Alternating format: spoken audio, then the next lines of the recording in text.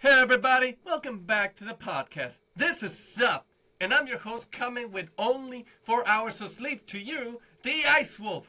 Tonight folks, we're talking about the silent relationship I've had for years. The toxic, codependent, completely unhealthy one I can't seem to quit. No, I'm not talking about my girlfriend. I'm talking about sleep deprivation. We all do it. We brag about it. We wear it like a badge of honor. Oh, I only got 4 hours last night. Meanwhile, our bodies are filing quiet little complaints that will one day turn into a full class action lawsuit.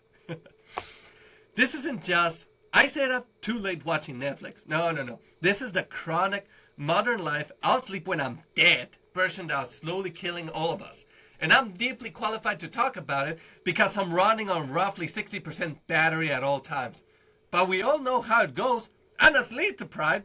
I'm on power saving mode. 7% battery, no low power warnings, just pure vibes and bad decisions. It always starts innocent.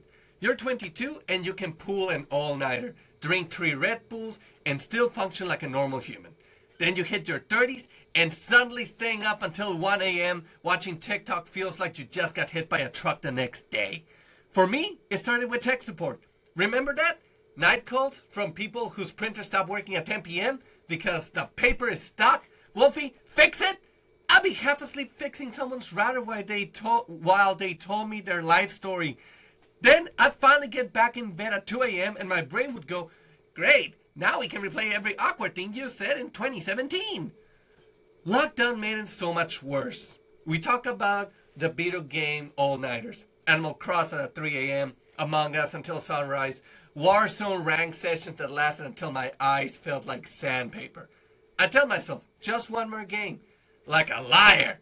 Then wake up at noon wondering why the sun was attacking me. People, my sleep schedule got so fucked up, my body didn't know if it wanted coffee or a coffin anymore.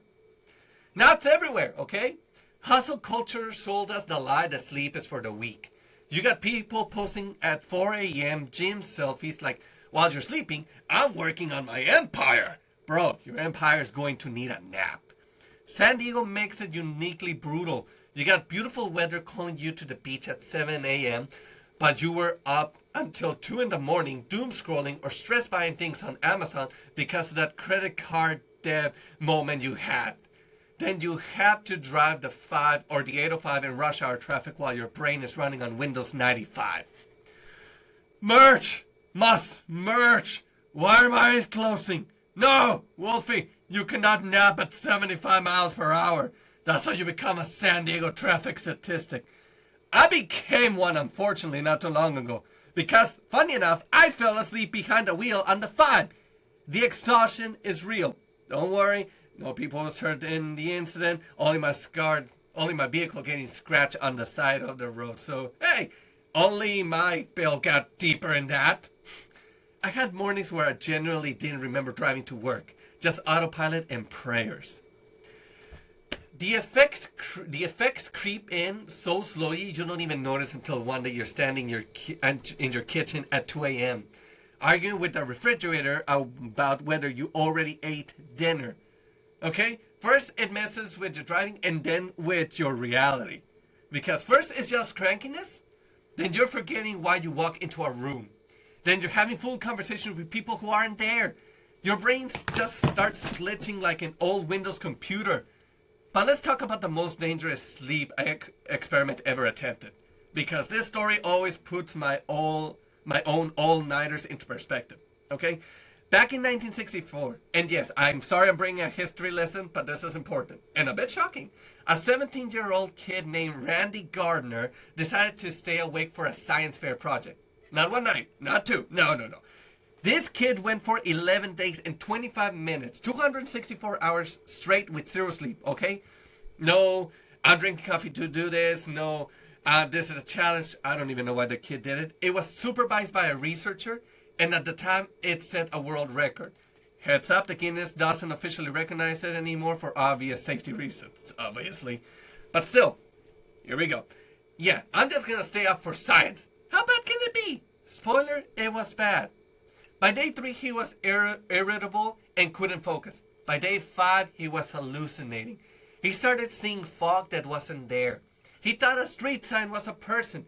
He became paranoid, convinced people were plotting against him.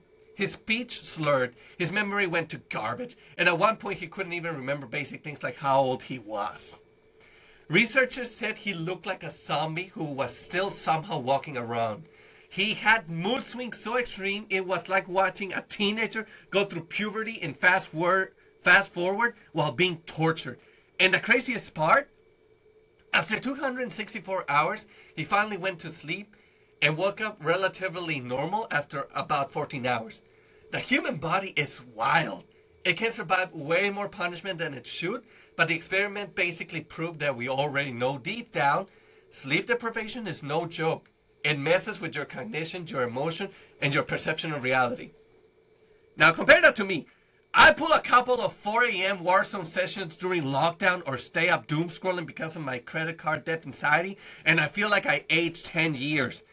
This Randy Gardner kid was out here doing science fair level torture, and I can't even handle 2 nights of bad sleep without seeing floating spots. That story always hits me when I'm lying in 3 a.m. telling myself, just one more episode. Because if a teenager could hallucinate street signs after 11 days, what am I doing to myself with years of sleep when I'm dead energy? But it doesn't just affect you, okay? Sleep deprivation turns you into a terrible person to be around. You're irritable. You forget important things. You cancel plans because I'm so tired. My mom will call and I'll be mid-sentence and just trail off because my blame blue screen. As a family tech fixer, I try to help relatives while running on 2 hours of sleep.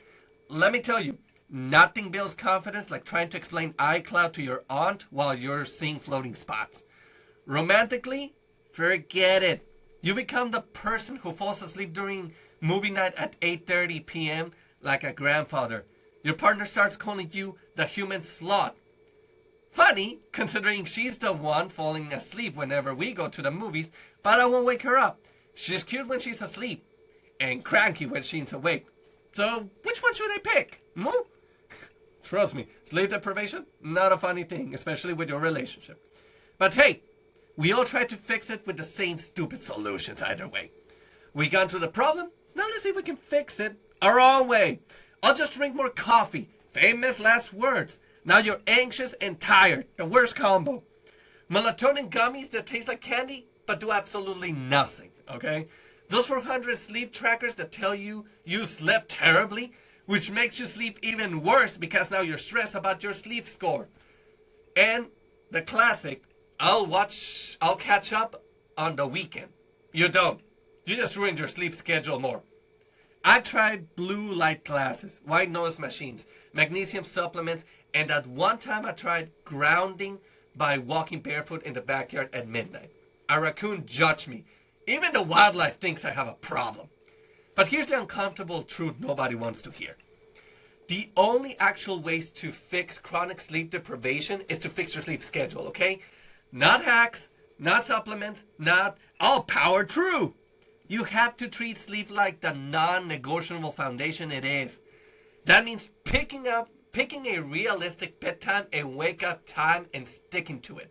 Even on weekends. Yes, even on Saturday when your friends are texting, one more game. Your body loves consistency. It's like a toddler. It throws tantrums when its schedule gets messed up. Alright, Wolfie, bedtime is 11 p.m. No exceptions. Chaotic Wolf at 12:47 a.m. But there's a new episode. I'm on a win streak, and Amazon has a lightning deal on things I don't need. Listen, the first week of fixing it sucks. You lie in bed staring at the ceiling like it personally betrayed you. Your brain will throw every excuse, okay? Just check your phone real quick. Just one more YouTube short. Just answer this text. Trust me, it's like withdrawal. The first week is the hardest. But around day 10 to 14, something magical happens, okay? You start waking up without an alarm. Your mood stabilizes. You stop having micro sleeps while driving on the 5. You actually feel human. Practical tips that have sort of worked for me when I actually do them. Same bedtime and wake up time every day. You can have a 30-minute maximum, plus or minus of when you do all this. But no more. No screen No screens, 60 minutes before bed. I fail this one constantly, but when I succeed, it's night and day. Keep your room cool and dark. San Diego nights are perfect for this if you can't resist checking your phone. Get morning sunlight within 30 minutes of waking up. Yes, even if you feel like a vampire, or worse, even if your job requires you to basically get up before the damn sun. Also, cut caffeine after 2 p.m., which is why I only drink decaf after 2, even though my brother apparently judges me for, "You're weak." Dude, I just want to be able to sleep without fighting my entire digestive and nervous system. It's boring, it's not sexy, there's no viral TikTok hack that replaces it, but it's the only thing that actually moves that needle long term. I'm still terrible at it. I'll have one good week, feel like a new man, then ruin it with a 2 a.m. Warzone session because the boys are on. But the weeks I stick to the schedule, I'm noticeably less of a zombie. I can hold conversations, and I remember where I put the keys. It's wild.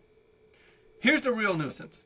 We treat sleep deprivation like a personality trait instead of a serious health issue. Science keeps telling us it's linked to weight gain, depression, heart disease, dementia, and we reply with, "Yeah, but I got so much done though." We're all walking around exhausted, proudly broken, performing productivity while our brains are slowly turning into oatmeal. But maybe the funniest part is that we know better. We all know sleep is important, yet here we are, building empires, scrolling, gaming, stressing, podcasting, while slowly paying the price. So yeah, sleep deprivation, the one bad habit we all share and somehow still romanticize. I'm Ice Wolf, currently running on fumes as usual. If you're listening to this at 2 a.m. because you can't sleep, I see you, okay? If you're exhausted right now, you're not alone. We're all just trying to figure out how to be functional humans in a world that never shuts the hell up. Thanks for listening to this very, very tired episode. If it made you laugh or feel a little bit more seen in Exhaustion, subscribe, rate the show, and maybe, just maybe, go to bed a little earlier tonight. I'm logging off to stare at my ceiling and regret every life choice that led me here, okay? Good luck falling asleep without doom scrolling for 45 minutes first. I'm out of here like a light. Peace out, y'all. Good night.